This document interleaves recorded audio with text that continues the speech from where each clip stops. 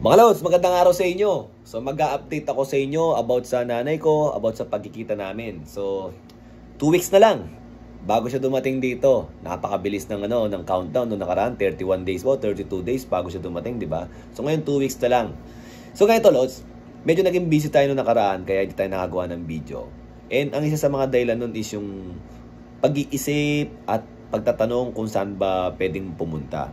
So yung Zambales kasi, okay, set na yon. Pero may pagbabago ng konti kasi balak sana umuwi ng mas maaga para umabot doon sa may isang trabaho ko. Actually, may game kami dapat nung linggo kaya uuwi kagad para makita naman niya yung trabaho ko na pakita ko sa kanya na ito yung ginagawa ko sa trabaho na to, ganyan. Kaso nga lang mukhang hindi mangyayari dahil na-reschedule yung laro namin. So most probably kakausapin ko ulit yung taga Zambales na imbis na isa lang yung puntahan namin, 2 yung bago umuwi.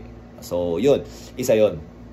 And also, mga lods, nag-iisip ako sa Tagaytay yung mga overlooking. Maganda pa ba sa Tagaytay? Paki-comment nga below, lods, kung maganda pa. And gusto ko sana yung doon kami mag-e-engrande naman ng kainan. Na yung alam mo yung talagang medyo social na kainan talaga na merong overlooking, ganyan, na makita niya yung ganito, ganun.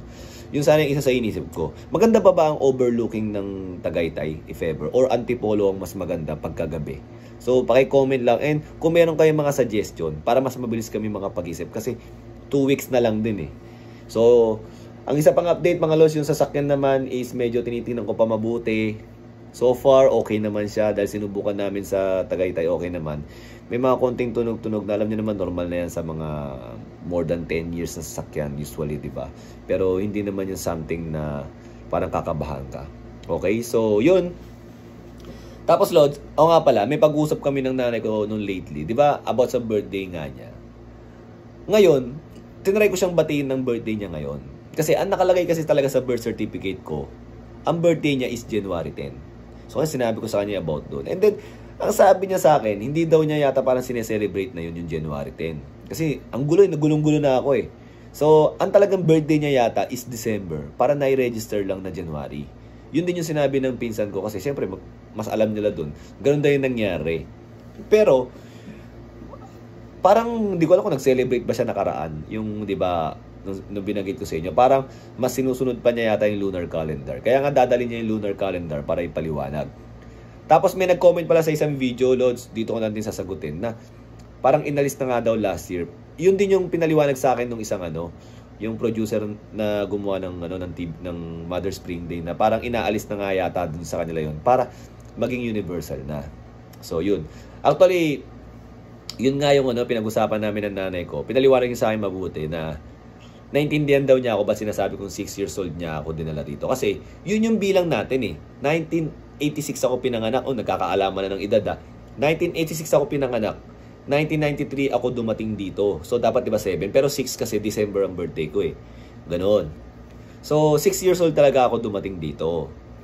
Sa bilang natin, diba? Okay? So para okay na din yun. Para mas nai-imagine nyo kung gaano ba ako kabata nung dumating dito or gaano ba yung edad ko noon, ganyan, di ba? Mas nai-imagine nyo. So, gano'n. Tapos, nagrereklamo pala yung nanay ko. Hindi naman nagrereklamo. Sabi niya, may malamig daw. Sabi niya, gano'n. Sabi niya, parang swerte mo dyan kasi dyan, mainit, ganyan, nakakakilos ka. Sobrang lamig nga daw doon. And, hindi ko sigurado kung yung bahay niya is meron parang heater. Kasi tinanong ko sa kanya eh, nung ako ba, dati sabi ko, ganyan din ba kalamig nun? Sabi niya, oo daw. Pero, parang may heater yata kami na naka-install na sa bahay yata. Sa may sahig. Parang gano'n. Ewan ko, parang, naalala ko kasi may kinukwento rin tatay ko ng gano'n eh. So, sa mga nakakala mga lods, paki-comment na rin, di ba? Para meron tayong konting interaction ng kwentuhan, di ba? Yun. Pero sabi ko sa kanya, kung alam mo lang, yung mga Pilipino naman, naghahangad na makapag-snow, di ba? Pero ayon sa isang kapitbahay namin sa Tondo na nagtrabaho sa ibang bansa, hindi sa Korea, na mas okay daw talaga yung init kaysa sa lamig. Yung init natin dito, mas maganda raw ang klima natin. Kasi yung lamig daw talaga doon, hindi ka talaga makapagtrabaho. Hindi sa Korea yung sinabi niya. Sabi niya, hindi ka talaga makapagtrabaho. Which is, ganun din nangyari sa nanay ko. Di ba, nabangga nga yung nanay ko, di ba? Parang naging madulas yung kalye. Yung init, matitiis mo kahit papano. matitiis mo kung may payong ka, ganyan, makakakilos ka pa rin eh. Talagang maalinsangan lang. Pero yung lamig kasi, parang bagyo na rin ang dating eh, di ba? Yung may stranded ka talaga. Okay? Ganun. mas ano daw talaga. So, kaya sabi niya, swerte daw, ganun. Tapos ang sabi niya sa akin, isa pa daw sa ginagawa is yung public bath. Yung uso sa Korea yun eh, yung mag-hot tub lang kayo. Tapos may maghihilod sa inyo ganyan. Ang sabi ng nanay ko, parang mga 1 to 4 years old daw. Sumasama pa daw ako sa kanya sa pambabae kasi magkahiwalay yung pambabae at panlalaki, ganun. Naalala niyo yung palabas ng Sassy Girl, di ba? Ganun din siya, di ba? Sinasama siya lagi ng nanay niya dun sa mga pambabae kasi bata pa siya. Ako ganun din, naalala ko yun. Tapos nung umabot na ako ng mga 4 yata ganyan, ang nagsasama na sa akin yung tito ko na. Yung ka-close ng nanay ko na yung nagtatanim ng mga flower, yon. So nakukwento ko sa inyo kasi napapaalala sa akin ng nanay ko habang nagkukwentuhan kami.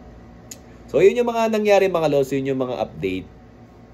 And yung may pagbabago nga.